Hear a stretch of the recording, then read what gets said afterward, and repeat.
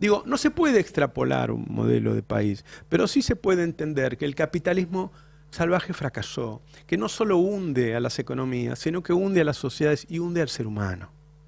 Entonces, en este contexto, con la realidad a la vista, en Argentina hay una élite mezquina, bruta e iletrada que sostiene con su plata y sus medios de comunicación un gobierno como el de Milei.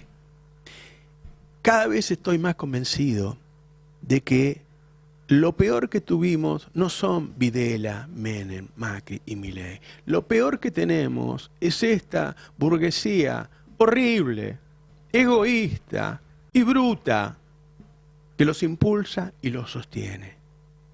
Estamos en un peligro muy grande en este momento con un presidente que es capaz de negociar cualquier cosa para durar un tiempo más y sigue siendo sostenido por esa burguesía que ni siquiera abre los ojos para darse cuenta que hay otro tipo de economía en el mundo que está teniendo preeminencia, que no tiene nada que ver con sus ideas. Alfredo. Que además está repitiendo los errores históricos de lo que son los grupos dominantes. Abrazarse en forma amorosa a la potencia en declinación y no a la potencia que... Lo hicieron con los ingleses. Claro, lo hicieron con los ingleses, cuando Estados Unidos subía. Bueno, por favor, elijan bien, una vez, ya no lo van a elegir, porque no me quedó claro cómo la definiste a las élites, digamos. Lo de iletrada fue ahí. Te juro, cuando dicen envidioso, yo los conozco a todos, y yo te juro que no... A ver... No sé, a vos te envidio, o sea, yo quiero saber lo que sabes vos, no quiero tener la guita que tiene Roca, no me interesa, no me genera nada. Lo que tiene esta burguesía es que, lo exagero, ¿no? Son genios para hacer plata, digamos, ¿por qué? Por sus vínculos, pero después, cuando tienen el análisis sobre la sociedad argentina, sobre la economía, sobre el mundo, y sí, son ignorantes. Digamos, no conocen, son poco leídos, no tienen capacidad de reflexión. Y lo digo, si querés lo puedo ampliar, si querés a veces también en la clase política, si querés también en el mundo sindical, pero en el mundo empresarial, porque además ellos, digamos, se erigen como los patrones, digamos, intelectuales y morales de la Argentina, ¿no? Entonces, y cuando hablas con ellos decís, pero acá le falta un poquito más de densidad en el análisis. ¿Por qué no pueden avanzar y analizar un poquito más qué es lo que pasa? ¿Por qué tienen que ir, no a mendigar, a estar subordinados a un almuerzo con el secretario del Tesoro, Scott Bessent, cuando en realidad son parte de una disputa mundial? ¿Y qué pensás? ¿Que vas a estar beneficiado? El campo, ¿quién es el principal comprador de la soja? China. Incluso tomando la hipótesis de Adrián, que Estados Unidos te dice, no, mirá, tenés que frenar tu producción agropecuaria. Entonces, e incluso con esa hipótesis, ¿y por qué entonces vos te abrazás a Estados Unidos? Vamos, ahí hay un aspecto que yo creo que es de negocios, que es de intereses, pero con una mirada tan corta, digamos, una ignorancia sobre las dinámicas políticas, económicas y sociales y del mundo. Pero aparte te digo, no te tenés que abrazar a China. Yo no digo que hay que abrazarse a China, para nada tenés que abrazarse. Tenés que abrazarte a la región, con las diferencias. Incluso, si querés, con el Chile, en su momento de Piñera, digamos, te tenés que abrazar y decir, bueno, vamos a negociar en el bloque, que es la única forma que podés negociar con esta potencia, porque si no te pasa por encima. Así se negocia en el mundo, pero es tan básico, y no lo entienden. Y piensan que si te abrazás a Estados Unidos, te va a ir mejor. Bueno, mirá, Techín, todo bárbaro, te abrazás y la verdad que vos podés ganar espacios de mercado, pero los chinos te están barriendo, en perspectiva. Sí. En perspectiva. Te estoy mencionando Techín, que es lo más fuerte. Y el resto, bueno, entonces yo creo que es un nudo central. Cuando vos estabas mencionando, y coincido plenamente, sí, hay que analizar. Como todo es multicausal, pero un nudo central del subdesarrollo en Argentina es la clase dominante, la oligarquía, las élites, la burguesía, ponerle el nombre que quiera. Ese es el nudo. Esa es la continuidad. Los otros son circunstanciales, algunos más brutales, otros. La continuidad es esa burguesía fallida que los pone. El tema es que tienen una justificación material también, porque es una burguesía con mucha vocación de colonia y es una burguesía que se para en la extracción de recursos naturales. Digo, Techín, que logró un desarrollo industrial y demás, ya se está reconvirtiendo en Tecpetrol. Digo, ya entiende que el panorama para la Argentina tiene que ver con justamente la extracción de esos recursos para el resto del mundo. Entonces hay un argumento material donde ellos ven enriquecer sus riquezas, vivir en un country lejos de todo el mundo, de la realidad de la mayoría de la Argentina, y tener esa vocación de colonia, pero con intenciones de venderle justamente a ese imperio que encuentran en Estados Unidos. Sí, un adjetivo que me parece que en la descripción que hacía Roberto yo añadiría, que es el de cipayo, pero no en términos, no en los términos quizá absolutos en los que lo planteó en Argentina tomó en el siglo XIX la idea de ser la granja de Inglaterra. Sí. No es nuevo esta vocación por el colonialismo que decía Cande o aludía Alfredo. Para mí, la novedad es que la élite argentina abjuró de cualquier proyecto nacional de desarrollo, y no de ahora, desde hace mucho tiempo, y es la que diferencia a la derecha argentina de la derecha regional. Quería tomar como referencia lo que vos decías, Alfredo. Hasta Pinochet, tan cruel y brutal como los dictadores argentinos, brasileños, paraguayos, hasta Pinochet en Chile tuvo conciencia de desarrollo nacional cuando impidió la enajenación del cobre. Del cobre. Y lo protegió constitucionalmente. Y ahora también. Y continuó. Por eso, continuó. y todos sus continuadores por derecha hicieron lo mismo. Bueno, en asociación con el sector privado también. En Brasil, la industria paulista, que en términos de comportamiento económico no es muy distinto a lo que describía recién Cande, salvo por un detalle. La industria paulista es esencialmente nacionalista. ¿Por qué? Y bueno, porque compite en el mundo desde Brasil. Entonces no le sirve que estén mejor la industria mexicana a la industria paulista. Comete errores groserísimos. Lo metieron en cana a Lula pensando que se comieron el verso de Bolsonaro y después lo tuvieron que ir a buscar a la cárcel a Lula para sacarlo a Bolsonaro. Porque no son igual de chambones, pero tienen concepto de desarrollo nacional. Pero rápidamente reaccionaron, acá no. Claro, acá porque acá no quieren tienen meter a Cristina presa. Claro, acá no tienen concepto. Acá insisten con el mismo Es la camino. diferencia sustancial. Sí, Acá la claro. quieren meter presa y aparte, fíjate, hacen campaña para meterla presa. Claro. Pero Brasil, también hay que decirlo, no me quiero poner muy economista, pero fue el único país de Sudamérica que tuvo acceso al Plan Marshall, tuvo un desarrollo financiado en parte como parte de las cadenas de desarrollo industrial. Digo, tuvo otra historia que por ahí en nuestra historia económica siempre estuvo esa disputa a lo Diaman de, bueno, el campo, la industria, el campo y la industria como si fuesen dos polos que no pueden convivir, que no pueden complementarse. Y es la historia de siempre que estamos Vos viviendo. fíjate que en este momento van a traer maquinaria usada y van a romper el polo industrial que se armó alrededor del campo, en Santa Fe, que son los que hacen la maquinaria, para traerle máquinas usadas al campo para bajarle un poquito los costos frente a al tema de la baja precio de los commodities y la baja del precio del dólar. Están empezando a exportar entonces, vaca en pie de ganado, o sea, ni siquiera la matan acá, no sé cómo decirlo de manera más técnica, pero... E importar bienes de capital usados. Sí, exacto. Es de una destrucción. Total. Pero por eso digo de la élite que también, no puede ser que no esté viendo que financiás la ciencia, que haces estas cosas. Hace una Tan semana- cortoplacista puede ser que son las ganancias de este año. Roberto, hace una semana salió un informe muy completo que compara elites de distintos países del mundo. Ah, de Ana La de Ana Castellani. Castellani. Exactamente.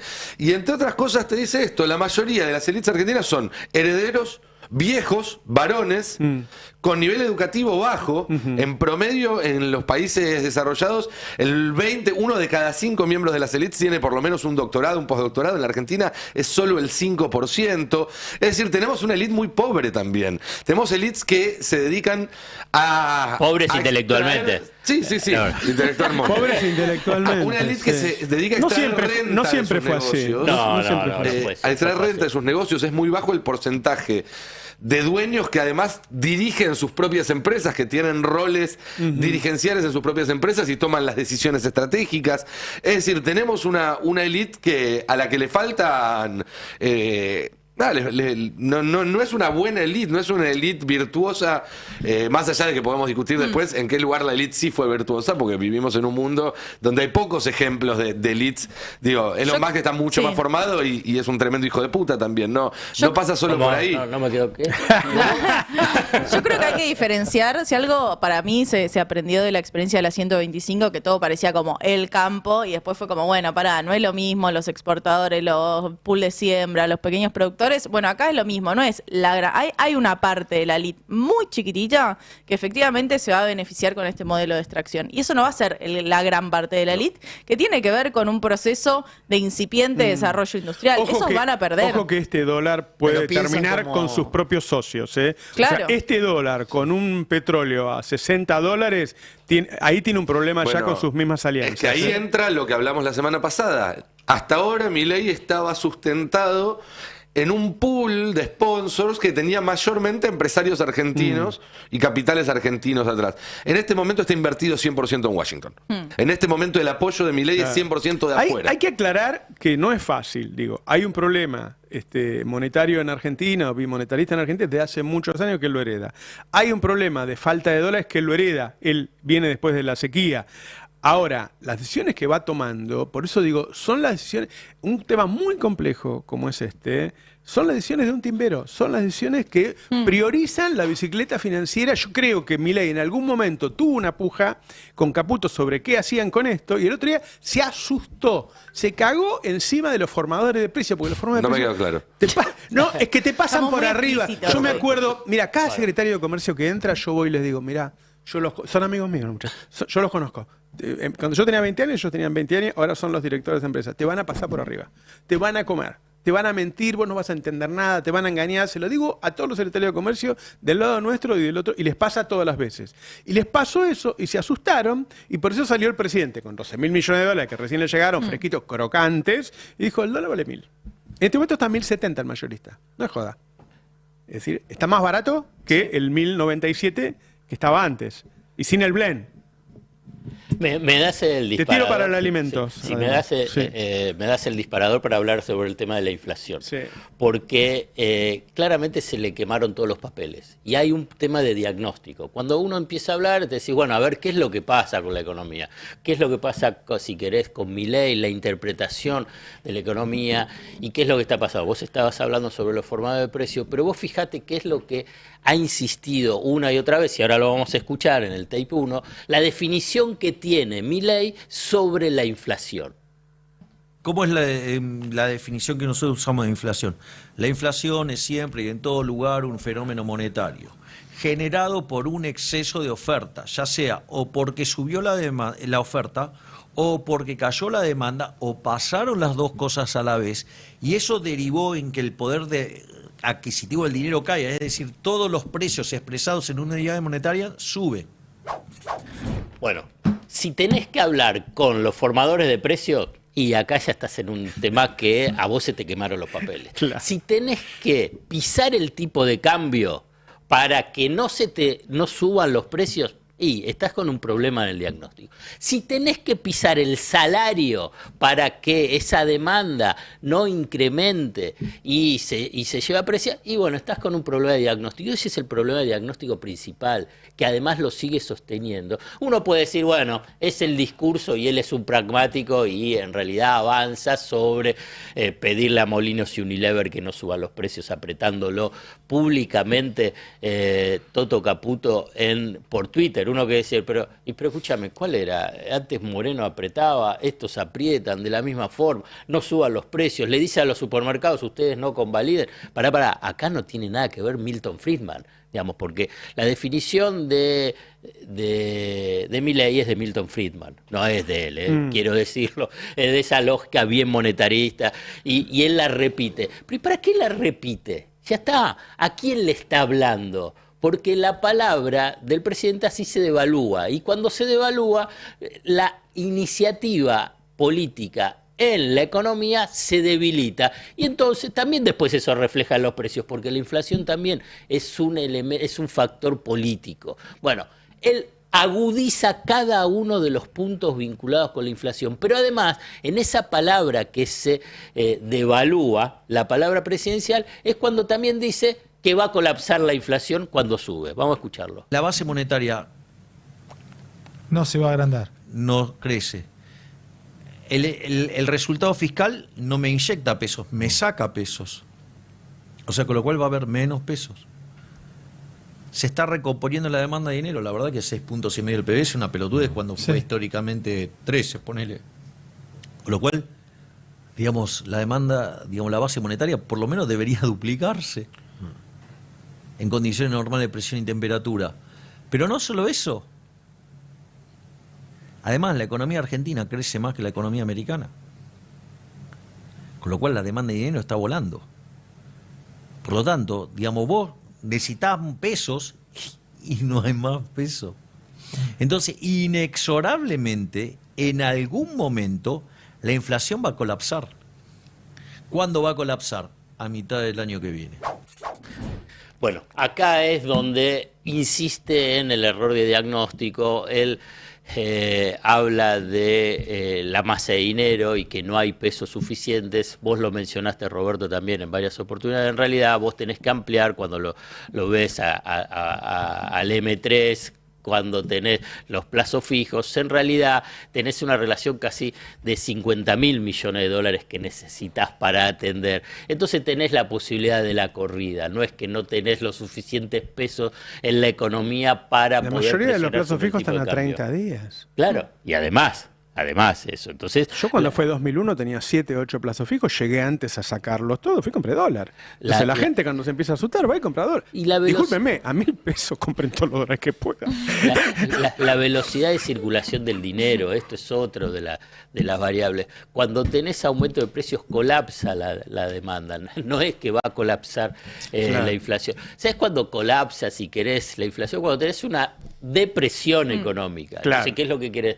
¿Qué quiere ir Milei? ¿A una depresión económica? Bueno, entonces hay un problema, si querés. Yo ahí sigo internamente en un debate.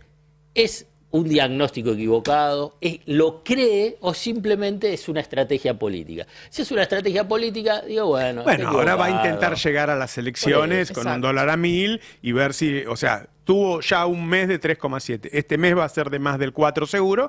Por ahí hace que en vez de tener 3 meses de 5, como ellos mismos decían, tenga 2 meses de 4 y 1 de 3. A mí me da la impresión, de todas maneras, y yo primero no creo tanto en las encuestas últimamente. Estoy creyendo más en las encuestas que lo dan en 30, 30 y pico que en esas que lo dan en 40 y pico. Ya ahora empezaron a aparecer. El otro día salieron terceros, cuartos en Santa Fe. Parece que van a salir terceros en la Ciudad de Buenos Aires. Va a haber, de acá a la elección de la Ciudad de Buenos Aires, hay 4 elecciones más de las que aparentemente ganaría una porque va como jugador menor con el gobernador. Entonces, a mí me parece que esta vez... Viste que uno siempre dice, bueno, porque Menem tenía 20% desocupados, llegó al 18,6 y reeligió. Sí, pero no había la pobreza que hay hoy. Yo creo que hay mucha gente que se engaña porque cree que la pobreza bajó. La pobreza no bajó.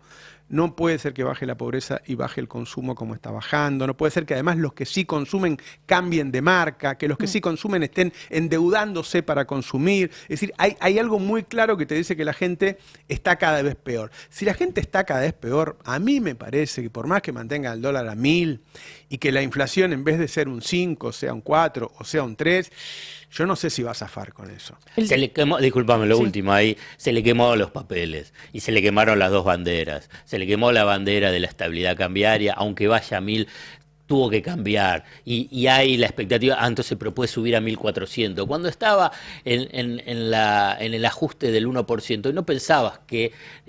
explícitamente podía llegar a 1.400. Pensaban, todos especulaban en el mercado 1.600, pero para la sociedad era, y bueno, lo sigue manteniendo. Y con la tasa de inflación lo mismo. La tasa de inflación, él había prometido que iba a llegar a 0. No es que, digamos, va a terminar en 3 y 4. En abril iba a empezar con 1, dijo él. Por eso. Entonces ahí es donde está en una situación muy, muy crítica.